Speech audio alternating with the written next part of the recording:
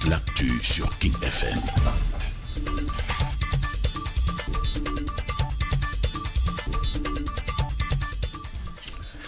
Mesdames, Messieurs, bonjour. Voici les brèves que nous démarrons avec le verdict du meurtre de Fatoumata Makhtar Ndiaye qui est attendu ce matin.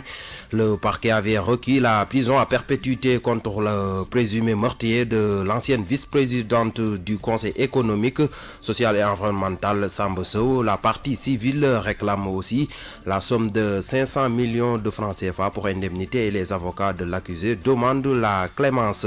Affaire Guy Marius Sagna, la chambre d'accusation examine aujourd'hui la demande de liberté provisoire introduite par ses avocats formulée le 25 décembre dernier. Guy Marius Sagna et ses deux camarades ont été arrêtés devant les grilles du palais de la République alors qu'ils dénonçaient la hausse des prix de l'électricité. Insécurité à Touba et environ. Le directeur de la sécurité publique disposé à renforcer l'effectif de la police et la création de 3 nouveaux commissariats. Une annonce faite en marge de la visite du directeur de la sûreté publique Abdou Wahab Sall auprès du Khalif général des Mourides. Il procédait aussi au lancement coup de poing contre les malfaiteurs dans la ville sainte.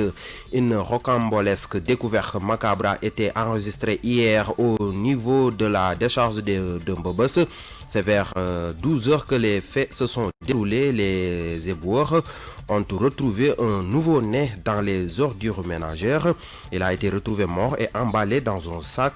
Selon le quotidien exclusif qui donne l'information, une enquête a été ouverte. Sport, le tirage au sort des éliminatoires de la Coupe du Monde 2022 zone Afrique est prévu ce soir en Égypte. La CAF a rendu public les différents chapeaux dimanche dernier. Le Sénégal se retrouve dans le chapeau 1. Pour la musique du jour, nous vous proposons Youssou Ndour dans cette chanson intitulée Cinébar, un titre extrait de son nouvel album, de son album 7 sorti en 1990. Ici, le roi du mbalax liste les méfaits du chanvre indien. Écoutons. La version wolof de ces brèves, c'est dans un instant.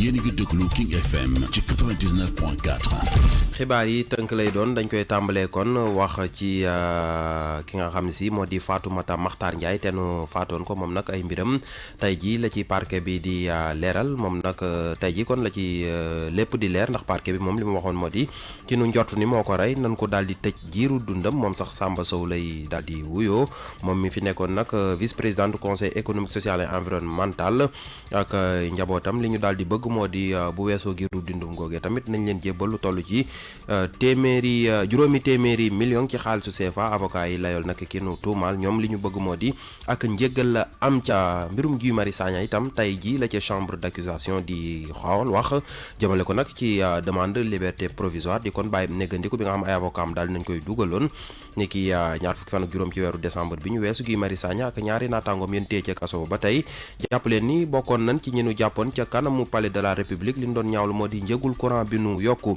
Touba ñàkk kaaraange ga fa am léegi tey mu jeex directeur sécurité publique moo ko xamle ni ki démb la fa demoon seeti xalif général des Mourides ca noone ca la prox ndollu daal di fay tàmbali li mu duppe lancement coup de poing ngir kon jaamaarloo ak defkatu ñaawteef yooyu nekk ca dëkk bu sell ba loolu nag tax na ba Abdou Wahab Sall daal di gis ni kun fa tegati loxo kon ci mbir yu ni mel des na ko diggaale ak yow fële ca Mbëbës itam daanaka musiba moo fa daal di am ndax benn liir bu tooy xepp moom lañ fa gis ñu laxas ko ci morceau bu weex mu daal di ñàkk bakkanam mbir mi démb ci ay midi boori midi lañ ko fa daal di gis bu ñu sukkandikoo nag ci quotidien exclusif bi ñu baaxee xibaar bi police daal dina ci ubbi ab l'enquête tàggat yaram tirage au sort éliminatoire coupe du monde 2022 ci déndu Afrique ak ñi ci war a bokk jàppale ni kon tey jii lañ koy amal ca diwaanu Égypte kaaf nag lu jiitu loolu ni ki dimanche bi ñu weesu daal dinay kon génne chapeau yaak na muy tëdde Sénégal moom moo nga bokk ca chapeau 1 ba bokk ca tamit ak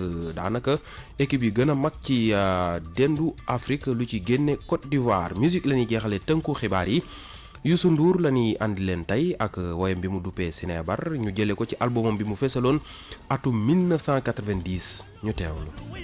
mi noon mbokk yi lii tënk la woon ci ay xibaar yeneen tënku xibaar 8h30 lay doon waaye léegi kon Al Ndiaye mooy wéyal The Morning King. Merci beaucoup Saliou Seck, c'était l'essentiel de l'actualité sur King FM.